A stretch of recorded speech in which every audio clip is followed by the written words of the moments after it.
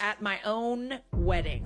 I, 25 female, and my sister, 28 female, have the same name. We are from an ethnicity where a lot of female names are similar. We both share our first names with the second part of our names different, but we go only by the first part of our names. I've always been an introvert and I have no friends. The only friends I had were from high school, which were very far away since we moved to a new state after I graduated. My sister, on the other hand, is very outgoing, has many friends since the move, and she's always liked the spotlight on her. I only met my husband because of an arranged marriage that was originally supposed to be for my sister since she's older. Ooh, hand-me-down husband.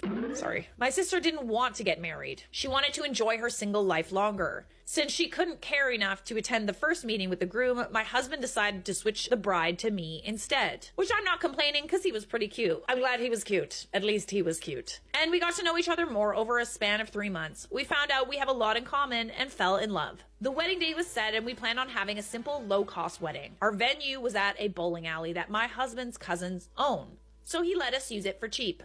Ooh, wedding at a bowling alley, love it. All the chairs and tables were provided by the cousin, as his bowling alley was regularly rented out for parties. The flower decor was made from ribbons that my husband's sisters and I helped make. Food was a potluck kind of situation where the guests would help out by making their own dish and bringing it to the wedding, with also the option of 3 dishes that we were going to provide. The drinks were also provided by us. My wedding dress was thrifted from a Goodwill store. It was a beautiful, soft English tulle A-line dress with shoulder straps. The dress went down to my ankles. I didn't like revealing clothes, so I added my own sleeves to the dress. Our whole wedding cost came to about $2,000 in total, including the infamous red wine.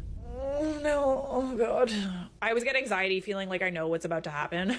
2 weeks before the wedding, my sister happened to meet my husband at a family gathering that I didn't attend because I was sick that day. Oh my god. She didn't know who he was and tried to flirt with him, only to find out he was already engaged. The next day, she found out I was his fiance. Well, she didn't want him, did she? You had your chance. She yelled at me and said I stole her man, that he was supposed to be hers. Absolutely not! I beg your finest pardon! She wanted me to give him back? Oh god, you are so delulu, my friend. Be for real right now. We got into an argument. I told her if she'd been there for the meeting, then he would have been hers. It was her fault she lost him. She pretended to understand and let it go, so I did too. Oh my god.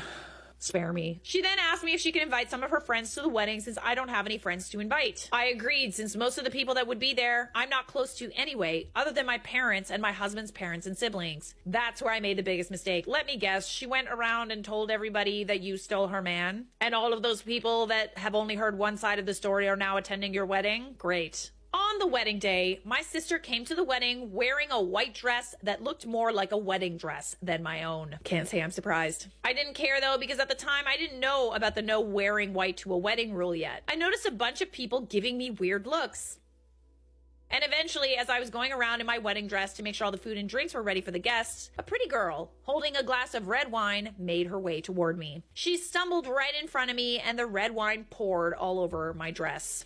Throw the whole sister away. She apologized and walked away with a clear smirk on her face. As she was walking away, I could hear her mumbling, "That's what you get for wearing white to someone else's wedding?" I'm sorry, what?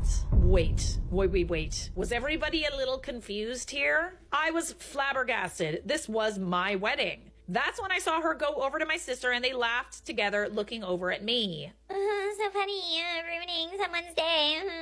I knew my sister had something to do with this. Your sister told everybody that your wedding was actually her wedding? Okay, that's a plot twist I wasn't expecting. I was so angry and on the verge of crying, but I remembered I'm not that type of person. I may be introverted, but I'm not weak. So I did the wildest thing I could ever do. I grabbed a bottle of red wine, went to the bathroom, and I poured it all over the tulle part of my dress, making sure all of it was covered. Then I wringed out the extra liquid. Oh, to make it look like you did that on purpose? Ooh, love that. Then I wringed out the extra liquid and dried the dress with a hand dryer in the bathroom. The whole bottom part of my dress was a red pinkish color now, and I went back out into the crowd. I looked straight at my sister's burning red face as she saw how I took care of the situation. Wow, that is quick thinking. That's when my 2 soon-to-be sister-in-laws spotted me and asked about the dress. I told them about what happened and that I didn't want any trouble, but they took matters into their own hands. They somehow managed to escort my sister and her guests out of the venue without the other guests noticing. I had had the best wedding with them gone. You might have lost a sister through this, but you also gained a couple good ones too. Your sister-in-laws have your back. After the wedding, I learned that my sister had convinced her friends that this was her wedding since the name on the invitation was hers. Whoa.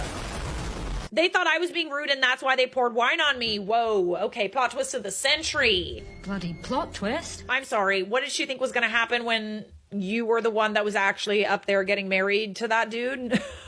The friends did apologize to me and distance themselves from my sister for being so toxic. I forgave them, but with my sister, I cut all ties with her. We weren't close to begin with. My parents knew nothing of this, so my sister did go on unpunished for her actions. But I could care less about her as I moved in with my husband and his family loves me. Whoa. The hoops you had to jump through to make sure your day wasn't ruined. Like the fact that you picked yourself up after such disrespect. You went into the bathroom and you dyed your wedding dress with the wine to make it look like nothing bad had happened. Kudos to you, bestie. That's amazing. When I've read stories like this, I've always wondered why they didn't just go completely soak the dress in wine and dry it and wear it the rest of the night. Good for you. I think most of us, if we get like a drink poured on us very obviously on purpose, I think it would be kind of hard to step away from that situation and not cry our eyes out, especially on our wedding day. It takes a special kind of person to make lemonade out of those kinds of lemons. Some people are accusing OP